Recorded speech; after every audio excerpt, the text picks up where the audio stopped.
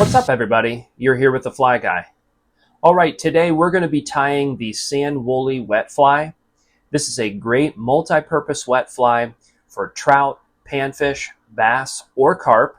This fly has a steady but slow sink rate, and for carp specifically, I've used it in targeting fish that are staging in the sun, maybe sunbathing themselves a little bit, or they're transitioning between feeding zones and swimming slowly. If I were going to target one specific type of trout with this fly, I would be going after sea run cutthroat trout up on the West Coast. I used to live and guide in Southeast Alaska, and I loved throwing flies like this for sea run cuts. You can get the tying recipe for this fly at tfgflies.com, and I have it linked in the description for you. All right, let's get into it. We're going to start by laying down a thread base on this hook. Our first step is to tie in a simple foul guard using some synthetic hair. This allows the rubber leg to move freely, but it keeps it from fouling around the hook about roughly 85% of the time. Next, we're going to tie in our rubber leg. You want to tie this rubber leg just a little bit longer than the length of the hook shank to give it good action. After tying in the rubber leg, we're going to go ahead and veil the foul guard slightly. All this does is add a little bit of depth. You do not have to do this. You can leave this step out if you want, but it does add a nice touch to the fly.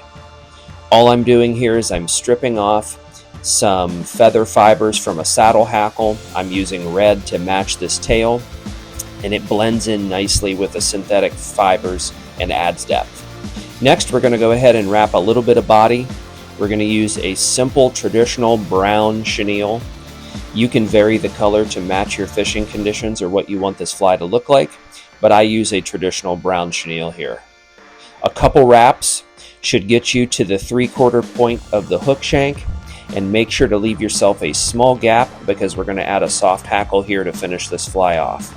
After tying off your chenille, we'll go ahead and add a small natural grizzly soft hackle.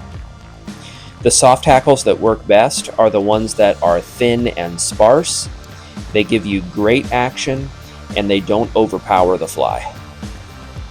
A few wraps with that soft hackle, tie it off, and this fly is pretty much done. Today I'm tying this fly with a clear sewing thread. I use this on a lot of my fly patterns. So I'm going to go ahead and color it with some brown permanent marker. If you don't use that type of tying thread, that's fine. If you used brown tying thread, all you'd need to do is half hitch or whip finish after this step and apply your favorite head cement, and this fly is done. For me, all I have to do here is just color this thread up to the color that I want. Here it's going to be brown. And then I'm going to go ahead and coat that thread with a thin UV resin, cure it, and finish this fly up.